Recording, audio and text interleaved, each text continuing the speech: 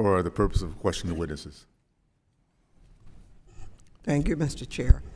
Mr. Schultz, I'm a lifelong educator and a champion for young black boys to interrupt the school-to-prison pipeline. It is my understanding that your initiative, Student Freedom Initiative, came about as a result of the 2019 payoff of Morehouse College by Robert Smith.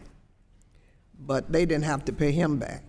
And then during my time, I make sure that 100 boys go to college debt-free, and they don't own any debt when they finish, just through influence and raising money. So tell me this, what services do you provide to Florida's HBCUs? Currently, we have within our program, amongst those that I identified previously, Florida A&M is one of the programs that's in the sponsored program. All those organizations or institutions who choose to be can be a member of Student Freedom Initiative. So there's no impediment. So all of the schools, in fact, we'd really like to have Georgia State next to us because of the number of minority students that they graduate. But all HBCUs and minority-serving institutions in the state of Florida are eligible to participate in any one or all of the pillars of the program. So you presently serve as Florida A&M University students? We currently serve Florida A&M University as one of the schools that's included within the existing program. Yes. In Florida? Yes, ma'am. Okay, thank you. Ms. Erickson, many dual enrollment programs, particularly those that use high school instructors certified as adjunct faculty, are finding it difficult to locate qualified instructors.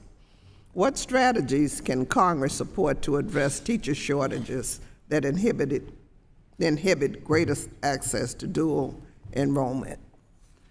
Thank you for the question. I, for a long time, worked on an initiative at Third Way to modernize the teaching profession to make it a place where our highest quality students want to continue their career. I think we all know that pay is a component of that, but also respect is a component of that, and treating teachers as the professionals that they are, elevating the teaching profession to show that it is a place where if you are a high achiever, you might want to go into that role. And then, of course, raising the wages so that across the life cycle of a teacher, they can remain in that profession rather than having to leave when they may become a breadwinner to support a family. I think we need to do all of those things to support our teachers across the country, and particularly post-pandemic, where we've seen teachers take on so much more stress and so many more roles. The last point I would say is to really fund support staff at schools so that teachers can do the job of teaching and not have to do all of the other jobs that we require of them in so many places right now. So I would say fully fund Title I, increase Title I funding, and really invest in modernizing our teaching profession to make it the high quality, respected profession that it can and should be. Thank you. How do you think policymakers can create a system that fosters equitable education access to dual enrollment, and what are the biggest challenges that an institution ensues?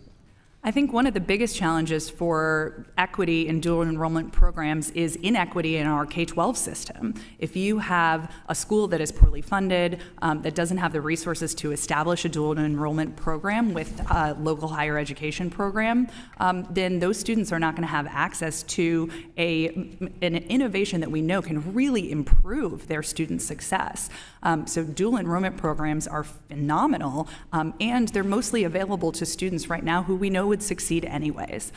So I think we really need to focus on our Title I schools, investing in the places that the students really need that leg up for economic mobility, and then getting them into the research-tested programs like we have here that show a pathway to student success, that are evidence-based, that are not built on a hypothesis, but are built on real evidence and research of showing student success.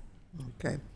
How does chronic underfunding impact the ability of institutions like HBCUs to engage in scaling up innovative practices, these innovative practices that we're talking about today?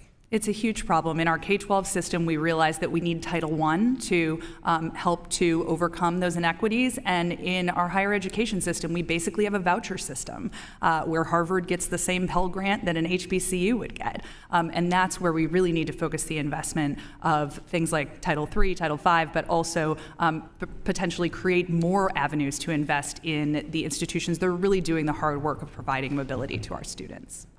Mr. Chair, I'd just like to request unanimous consent to enter into the record 6 recommendations for making dual enrollment programs more equitable from the Education Trust. So ordered. Thank you. And thank you, Ms. Erickson. Thank you. Thank you. Real quickly, Ms. Schultz, my dad worked for 40 years at Florida A&M, so I grew up in the shadows, and I'm excited to hear this innovation is coming to that area. So thank you so much for that. I'd like to now have Mr. Garfman. I'm going to go a little different